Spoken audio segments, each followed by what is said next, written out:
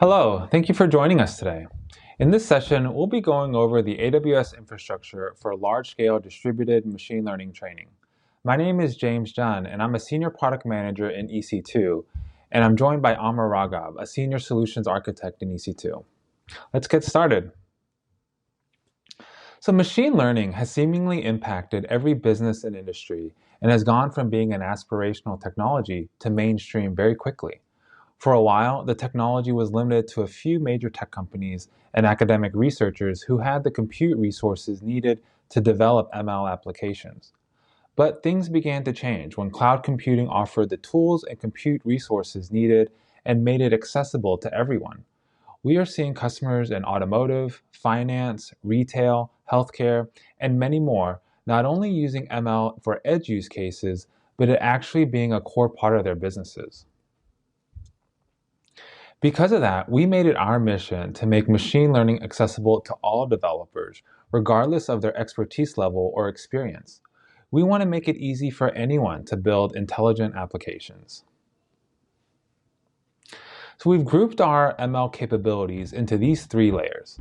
At the top layer, we have AI services that allow customers to implement solutions powered by AI into their application with an API call, such as vision, speech, chatbots, and forecasting. This makes it easy for even novice ML developers to incorporate AI-powered capabilities. In the middle, we have our SageMaker platform. That makes it easier for many developers and data scientists to build, train, and deploy ML models in a fully managed experience. We continue to add more AI services and expand the capabilities of SageMaker. At the bottom is the frameworks and infrastructure layer for more experienced ML practitioners. We know many customers are running multiple frameworks, and we've seen PyTorch usage grow considerably over the recent years. So for the three major frameworks, TensorFlow, PyTorch, and MXNet, we have dedicated teams focused on optimizing framework performance on the AWS infrastructure. We'll show a good example of that later in this session. And an area that we are continuing to invest in heavily is on our ML infrastructure, which supports all of the above layers. And we'll spend some time in this session talking about how we're innovating with compute, networking, and storage. So why is AWS the right place for your machine learning workloads? First, we provide the broadest and deepest set of machine learning and AI services for your business. Our capabilities are unmatched, and as you saw before, we offer services to developers of all skill levels. We also have a large and expanding ecosystem of partners supporting AWS. Second, we're always trying to reduce the cost to our customers. This can be for specific functions, such as data preparation, but we're reducing the cost structure by building our own custom chips to accelerate machine learning. We're also bringing new pricing mechanisms to help best fit the varying usage patterns of our customers and offer the largest discounts possible depending on how you use the services. Third, you get the confidence of building on AWS, the most comprehensive cloud platform optimized for machine learning. Security and reliability will always be our top priorities, and we have a vast and continually growing set of services across compute, storage, networking, databases, containers, and many more. And this approach has resonated with our customers. More machine learning happens on AWS than anywhere else.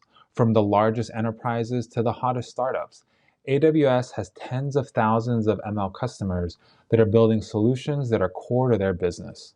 Companies like Korean Air, Capital One, Pinterest, Airbnb, Formula One, and the NFL. So let's jump into some of our latest product offerings. Last month, we launched P4D instances, which are the most powerful GPU instances in the cloud. These are based on NVIDIA's new A100 GPUs and can lower your cost to train ML models by up to 60% and boost deep learning performance by up to 3 times compared to our previous generation P3 instances to significantly reduce the time it takes to train models. We've increased the network bandwidth by 4 times compared to P3DN instances to 400 gigabits per second with Elastic Fabric Adapter and GPU Direct RDMA for low latency communication between instances. The P4D instances also have 25% more GPU memory to support larger models and higher batch sizes, along with over 1 terabyte of system memory. By many accounts, this is the most complex instance we've ever built, and it has a lot of innovation. But we didn't want to stop innovating at the instance level. We have many customers that need to run hundreds and even thousands of GPUs for distributed workloads. That's why we built Ec2 Ultra Clusters of P4D instances. These provide on-demand access to a world-class supercomputer with pay-as-you-go pricing.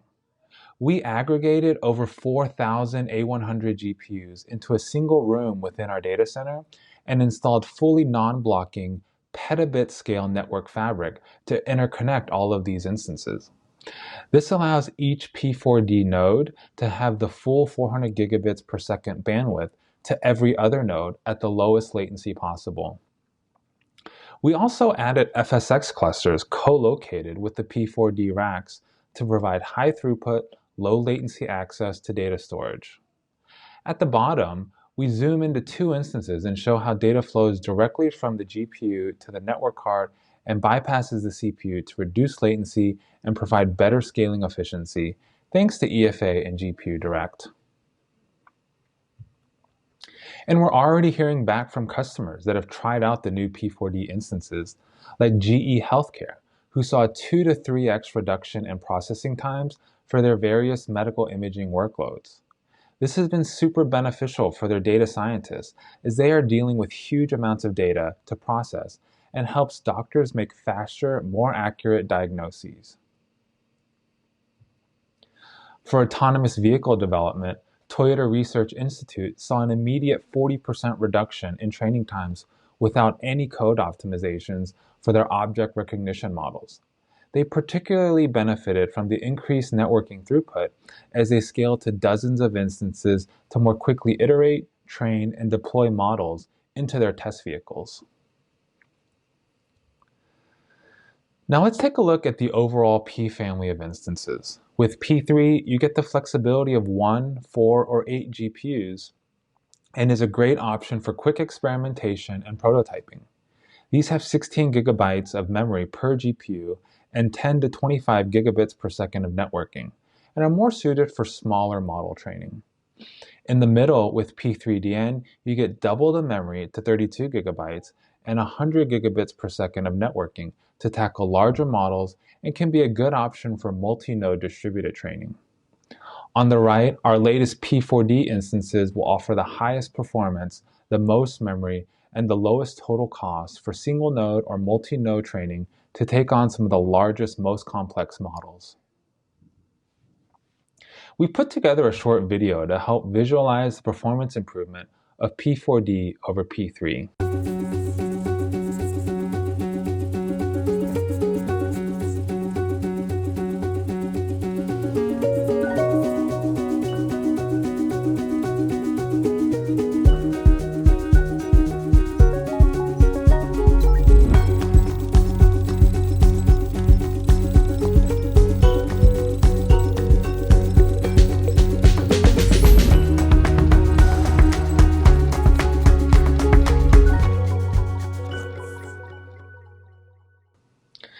Now let's take a look at some of the underlying technologies that help enable this performance. We had customers tell us that for many of their machine learning and HPC applications, that they require high levels of interconnected instance communication. A high-speed network interface was crucial. EFA is a network device that you can attach to your EC2 instance to bypass the kernel for lower, more consistent latency, as well as higher throughput than traditional TCP channels. EFA is optimized to work on the existing AWS network infrastructure without any modification to your code, and it can scale depending on your application requirements. At the core of EFA is the scalable, reliable datagram, inspired by the approach taken by the InfiniBand community, but with some important changes reflecting our experience operating at extreme workloads and at cloud scale. So our approach was to relax the in-order packet delivery and reconstruct them back together later, if needed. We also used our cloud scale network's complexity as an advantage and focused on message throughput end-to-end rather than obsess on single packet latency, which improved as well, but as a side effect, not as a design choice. Part of the complexity was that we needed to build our network infrastructure to ensure that there are multiple pathways between any 2 points. SRD takes advantage of this. By eliminating the requirement for in-order packet delivery, we can spray large numbers of packets across these multiple paths in our fabric. With clever congestion control and knowing that other packets are separately making their way to their destination, SRD responds quickly to packet drops without holding up traffic flow. Next, let's talk about data storage.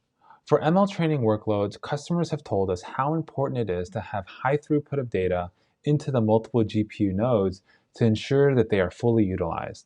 In our Ultra Cluster deployments, we have co-located FSx clusters with the P4D instances to ensure close proximity and fast access to data that can linearly scale the throughput based on the size of the file system.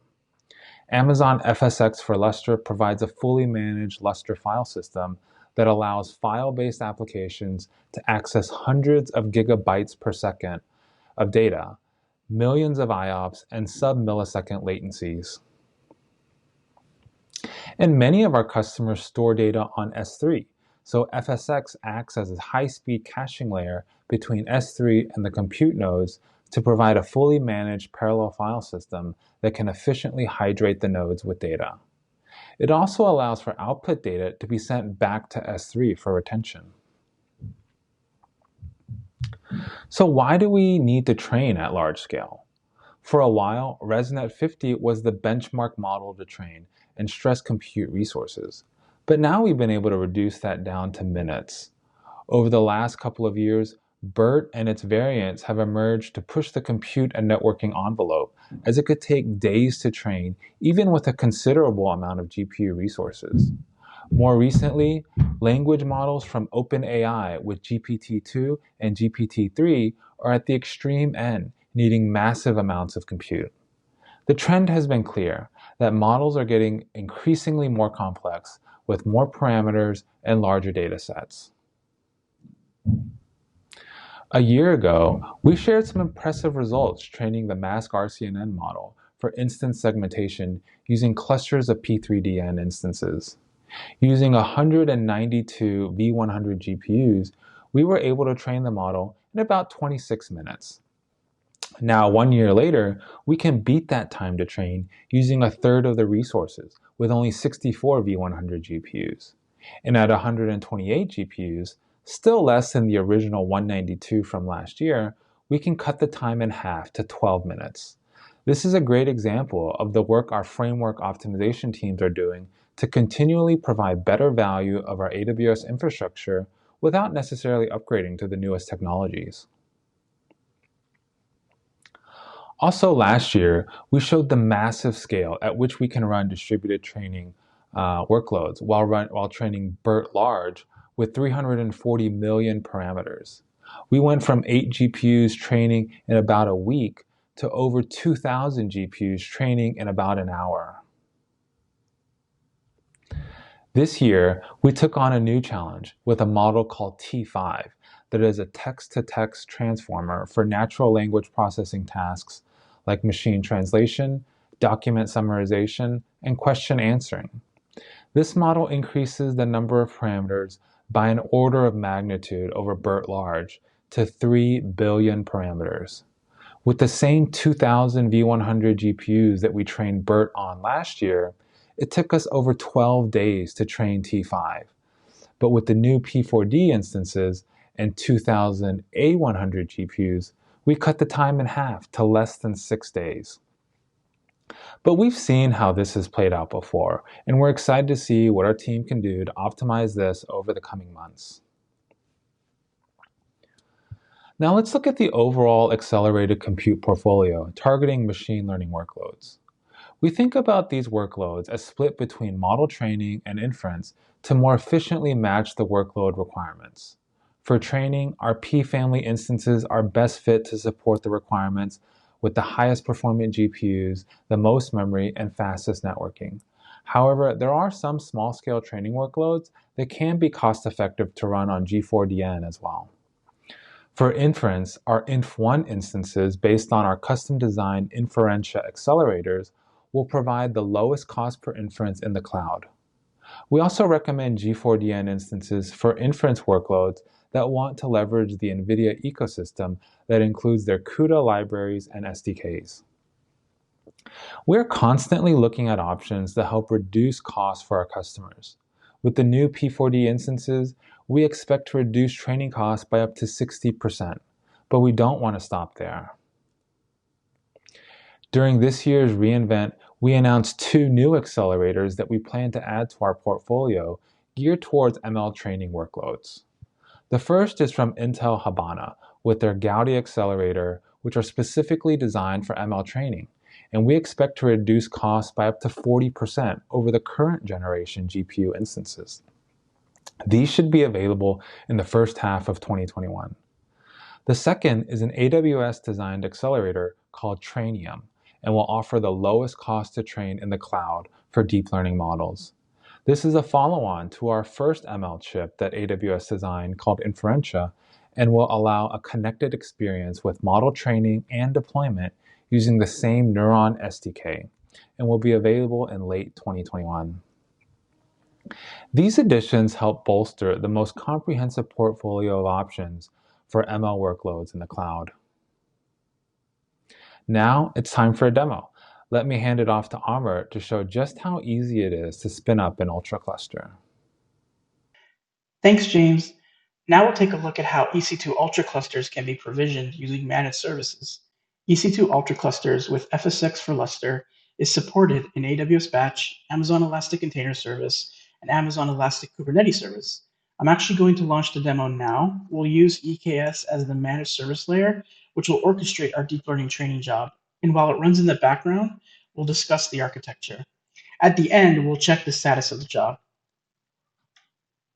So for our demo today, we'll launch a 32-node P4D EKS cluster, which will have 256 NVIDIA A100 GPUs, with each node having 400 gigabits of EFA network bandwidth.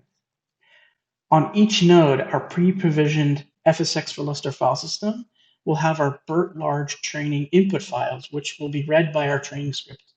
For the orchestration of the pods on EKS, we'll use the popular open source kubeflow with Horovod and TensorFlow for the machine learning framework. You can actually get started today reproducing the setup with a 10-minute tutorial by scanning the QR code at the bottom right. So first we'll start in the AWS Management Console. A lot of the components for this demo have actually been pre-provisioned to make it simpler to navigate through as we show you the different components. In the 10-minute tutorial from the QR code scanned earlier, it'll take you step by step into each of the components that need to be provisioned.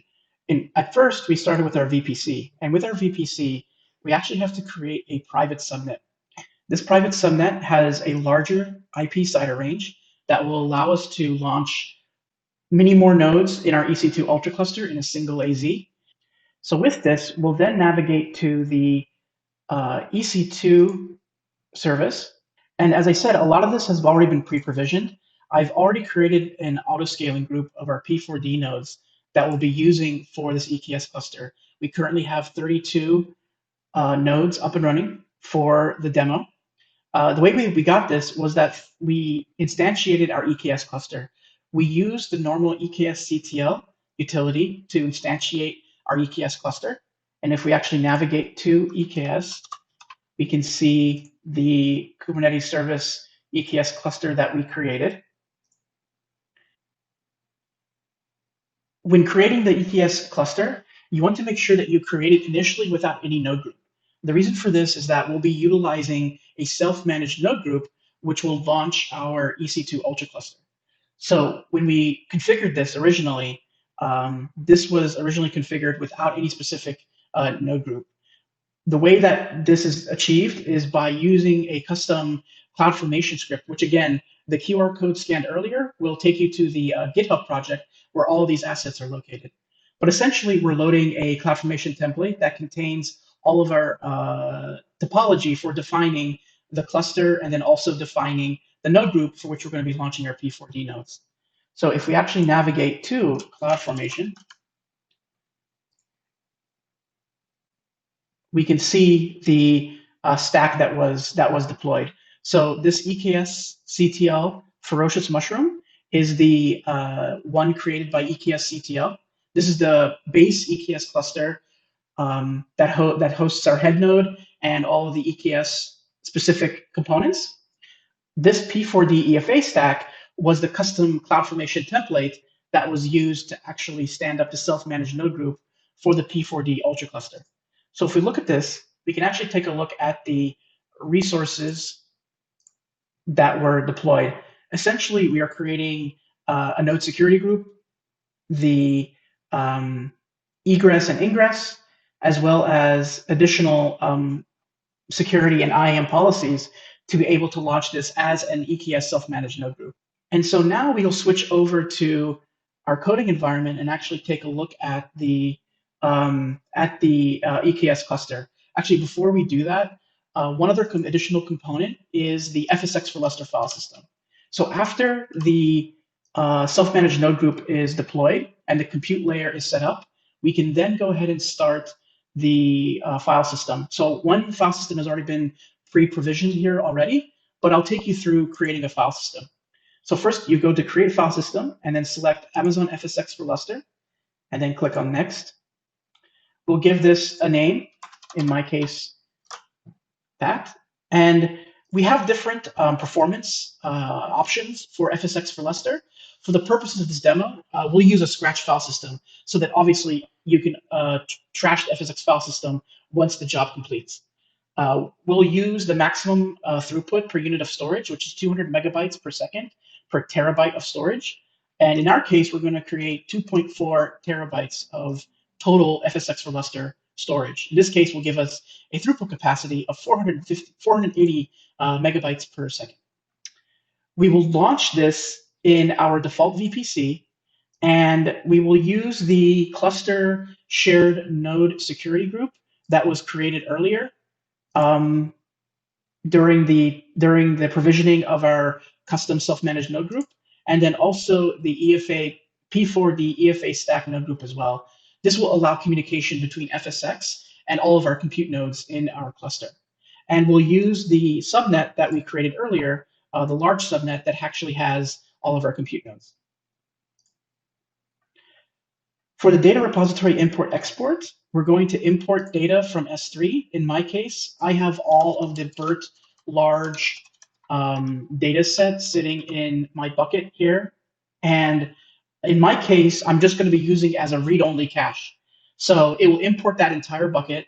And for the purposes of this demo, we're not going to be exporting anything, but you can just leave the rest as default. And so now when we click next, we can get a summary of what will be created when we actually launch this cluster. I won't create this because it's already been provisioned for me already, so we'll cancel out of this. Next, what we'll do is we will now go to our coding environment and take a look at the cluster itself as we start provisioning and running the BERT large training workflow. So now we're in our development environment. In the QR code and 10-minute tutorial that you scanned earlier, there's a link to a GitHub project, and I've downloaded that GitHub project here. As you can see, this will contain all the assets necessary for running our BERT large demo on our Ec2 Ultra Cluster.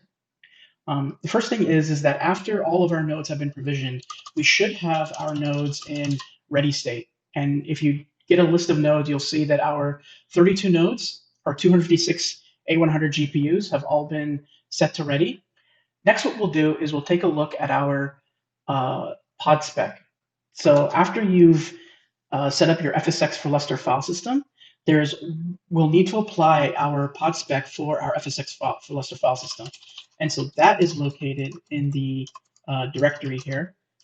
And we can see that the designation of our FSX for Lustre file system, we've written a persistent volume spec that has we're going to be using our FSX CSI driver with the file system handle ID that we created earlier. So when that file system is created, you'll get a unique file handle, volume handle, and you'll need this volume handle to define the FSX for Lustre file system that you want to mount in our pods. There'll be a DNS name that we'll need, as well as the mount name. And you fill in these specific two values. And then once you apply this spec, you will have the persistent volume.